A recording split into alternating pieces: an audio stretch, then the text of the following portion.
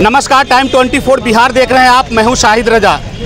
बिहार में शराबबंदी कानून ये किसी से छुपा नहीं हुआ है। आए दिन अलग अलग जिलों में मौत की खबरें आती रहती है और कहीं ना कहीं जो शराबबंदी कानून है उनके ऊपर बड़ा सवाल खड़ा होता है। और इतना ही नहीं, जो शराब धंधेबाज हैं वो सरकार और प्रशासन दोनों को ठेंगा दिखाने का काम कर रहा है। और इसी को लेकर जो बिहार के सीतामढ़ी जिला के नढ़ा गांव के अंदर बाजपट्टी थाना क्षेत्र पड़ता है, वहां 5 लोगों की जहरीली शराब पीने से मौत हुई, जिसके बाद सियासत गरमा गई हुई है और भाजपा को बैठे बिठाए एक बड़ा निशाना साधने को मिल गया है। इतना ही नहीं, नेता विरोधी दल विजय सिन्हा भी यहाँ सीतामढ़ी पहुँचे हैं और लगातार सरकार को घेरने की तैयारी में लगे हैं। मेरे साथ भाजपा के नेता हैं, क्या कहेंगे सर आप? नमस्कार।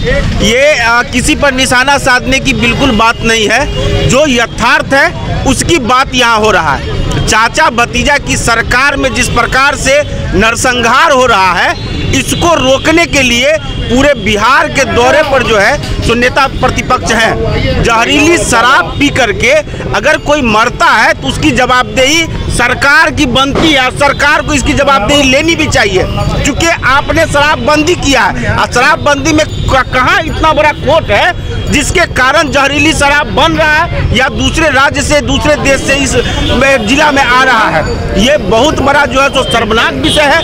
हम तमाम लोगों से आग्रह करेंगे कि ऐसी निकम्मी सरकार को, ऐसे दोगलापंथी सरकार को 2025 में उखाड़ फेंकिए, नहीं तो आपका बच्चा सुरक्षित नहीं है, आपका पति सुरक्षित नहीं है। और यह कह करके हम जो है सो जरूर लोगों को बताना चाहते हैं कि महिलाओं को लोगों ने कहा सरकार के द्वारा कि आपके परिवार को बचाया गया है। भाई, शराब पीने से आप बचा रहे हैं कि आप जो है तो शराब पिया करके लोगों को जान ले रहे हैं। इसी को लेकर के नेता प्रतिपक्ष आए हैं सीतामढ़ी जिला में और हम तमाम लोगों से आग्रह करते हैं कि शराबबंदी जो है उसको पूर्णतः या तो लागू करिए और नहीं तो फिर जिस प्रकार से चल रहा था उस प्रकार से चलने दीजिए।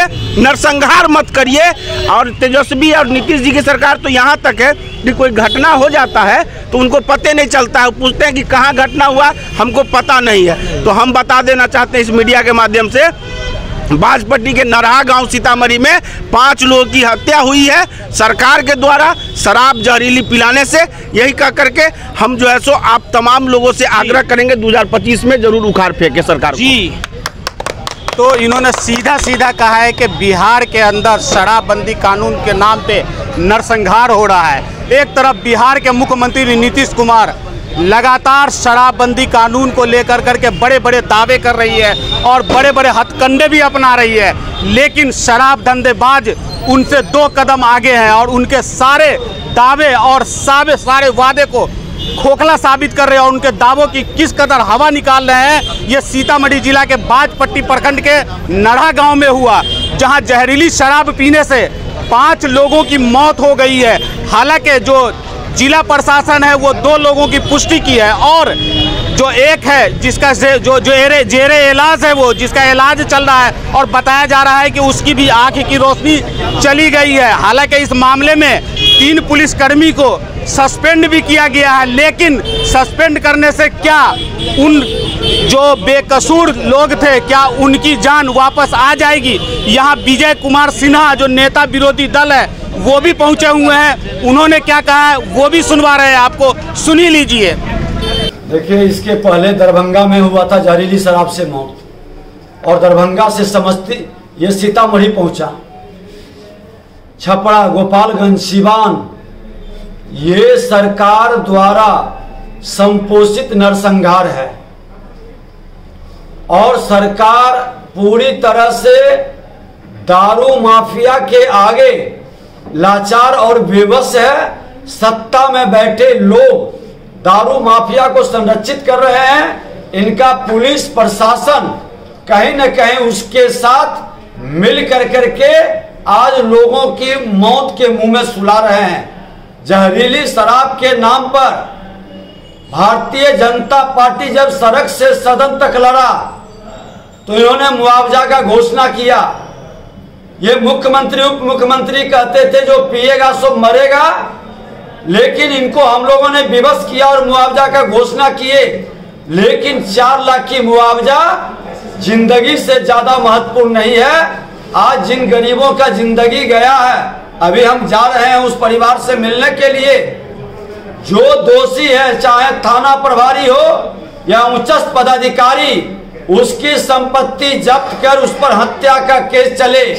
जिम्मेवारी उसकी है। जब शराबबंदी है तो शराब बिका कहां से, आया कहां से, इसका हम लोग उच्च स्तरीय जांच की भी मांग किए, लेकिन मुख्यमंत्री उप मुख्यमंत्री जी जानते हैं कि राजद जदयू के कई लोग इसमें संलिप्त हैं, इसलिए ये जांच से भाग रहे हैं। और अभी हम लोग मिलेंगे, लोग बताया जैसा कि अधिकतर संरक्षण थाने के द्वारा पुलिस के संरक्षण में जानकारी में ये घटना घटित हो रही है। मुआवजा तो मिले ही, लेकिन मुआवजा से उस अनाथ बच्चे और विधवा का जिंदगी चलेगा? जो दोषी है उसकी संपत्ति जब्त करके स्पीडी ट्रायल चलाकर पीड़ित परिवार को मुआवजा उसकी संपत्ति का मिले, ये हमारी मांग है। ये अनाथ बच्चे और उस विधवा का दोष क्या है? रोजगार का अवसर में उसको प्राथमिकता मिले।